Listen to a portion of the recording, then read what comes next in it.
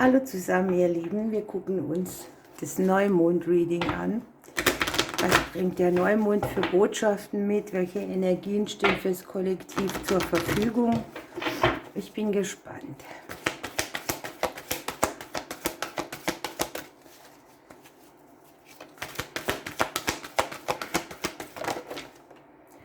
Ja, der Neumond bringt gleich ein Neubeginn plus ein erhörtes Gebet mit. Wunderbar. Irgendetwas und die Fülle und auch das Bewusstsein für die Fülle bedeutet für mich, dass irgendetwas, das man schon abgegeben hat, wofür man schon um Unterstützung oder Hilfe gebeten hat, sich hier erfüllen kann. Es geht tatsächlich nicht nur um die Fülle in Materie, sondern es geht auch um das Bewusstsein der Fülle, denn die Karte der Fülle legt sich in die bewusste Ebene rein. Ne? Möglicherweise hast du hier ganze Glaubenssätze umgelenkt. Du hast losgelassen. Ne? Es ist immer so bezeichnend, ich erkläre es immer wieder gern. Man sieht auf der Karte ganz deutlich, dass die Frau einen Krug feststellt, der ziemlich schwer ist, und aus dem Krug läuft das Wasser raus. In der Zeit, in der du hier so festhältst, hast du nicht die Hände frei zum Empfangen. Ne? Und ich glaube, um das geht es und auch um das Verständnis dafür. Ich meine, das eine ist, dass man es erklärt oder versteht. Das Umsetzen ist nochmal eine andere Nummer. Ne?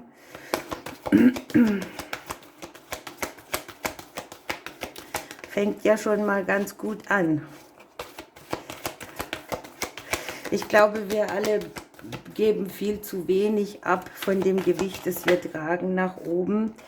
Wir werden immer wieder im Vertrauen abgefragt und hier sieht es so aus, als hätte sich das Vertrauen für dich gelohnt. Also hier kommt praktisch so dieser Lohn für das, dass du vertraut hast, dass du diese Aufgabe in deinem Leben hinbekommst.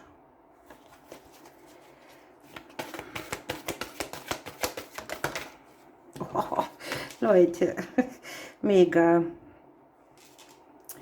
Du kannst hier in der näheren Zeit schon mit deinen Segnungen rechnen. Also hier kommt richtig eine Belohnung auf uns runtergeprasselt, die unsere Emotionen auch so auffüllt, wo man zufrieden ist, wo man versteht,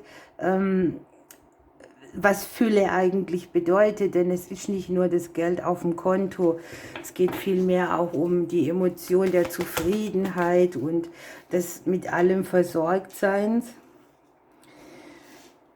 Ja, und auch irgendwie, dass du eben in Prozesse, denen du echt stark im Vertrauen abgefragt wurdest, hier siehst, dass es sich eben gelohnt hat. Die Arbeit an den Loslassthemen oder an dem Verständnis dafür sitzt natürlich im Unterbewusstsein. Das ist so, wir haben ganz andere Glaubenssätze als das, was das Universum vielleicht für uns vorgesehen hat oder möchte. Aber hier kommt man tatsächlich an die Tiefe dieses Prinzips. Ja, aus der eigenen Sicht raus haben wir hier die Kinder, natürlich die Prägungen aus der Kindheit bezüglich Festhalten, Loslassen, Abgeben.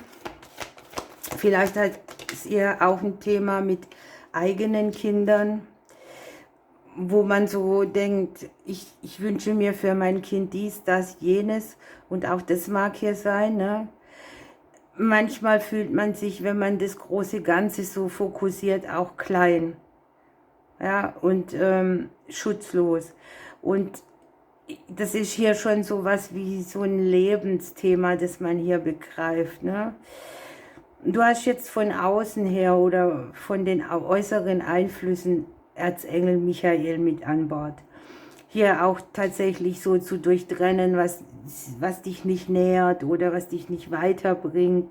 Auch noch Glaubenssätze aus der Kindheit oder des verletzten inneren Kindes, das hier auch nicht genug bekommt, sich in die zweite Reihe stellt.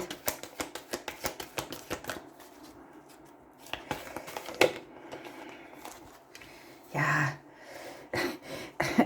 bin so geblättet, ich könnte gerade heulen.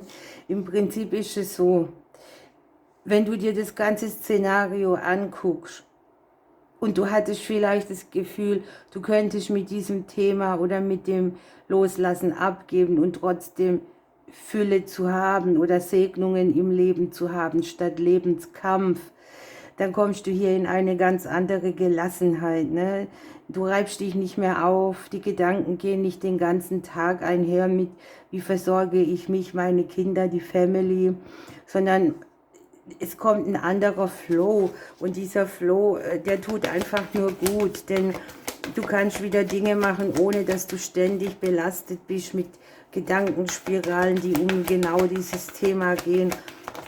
Dieses Vertrauen, das du hier aufgebracht hast und hier das erhöhte Gebet, das bringt sowieso Gelassenheit, denn das kannst du dir immer merken, dass es funktioniert hat und immer wieder auch funktionieren wird. Wir Menschen haben nur ein bisschen ein Problem mit der Zeit. Ja? Für einen oder anderen sieht man hier auch noch den Seelengefährten. Möglicherweise kriegst du hier auch einen Menschen geschickt, der dein Leben bereichert, ja? Oder dir irgendwelche Fülle gibt als Mensch mit einer Eigenschaft, die dich sehr inspiriert. Und hier unten haben wir noch das Thema Konzentration und eventuell auch Amors Pfeil. Ne? Also es ist so eine emotionale Fülle, eine Zufriedenheit, eine Gelassenheit, statt so ein Aufreiben. Und es ist wirklich sehr schön, dass sich für viele hier auch eine Tür öffnet für Menschen, die bereichernd sind. Ich habe in der letzten Zeit viele nenne es jetzt, also Rituale ist jetzt das falsche Wort, aber dankbar. Ich habe mir überlegt, für was in meinem Leben bin ich extrem dankbar und es fängt schon bei ganz kleinen Dingen an, bei meiner Behausung, bei meinem Bett, bei dem, dass ich alles habe und auf das habe ich mich fokussiert, auch auf die Menschen, die mir gut tun. Und es ist tatsächlich so, dass es sich das vermehrt, wenn du drauf guckst. Und man vergisst es im Alltag immer wieder, aber ich bin davon überzeugt, dass es funktioniert und dass es dann auch zufrieden macht, weil man einfach merkt, man jammert an gewissen Stellen vielleicht auf hohem Niveau. So, dann haben wir hier für die Neumondphase noch den Hirsch gezogen. Und da geht es um das Thema Führung.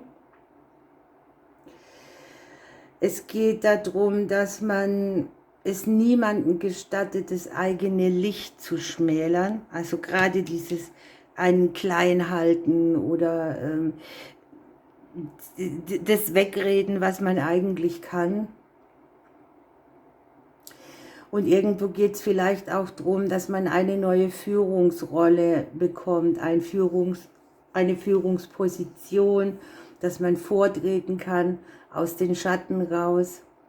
Und es muss auch nicht unbedingt das Alter, der Status oder das Einkommen bestimmen, inwieweit man Führungskraft ist. Ne?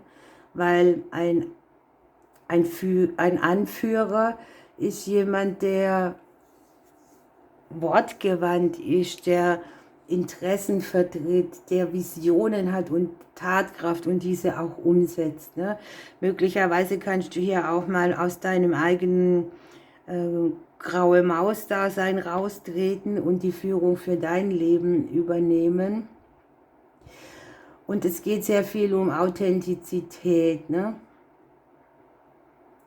Denn große Führungspersönlichkeiten sind letzten Endes immer die, die dienen können und die anderen auch helfen, Träume zu verwirklichen, sozusagen als Sprungbrett dienen.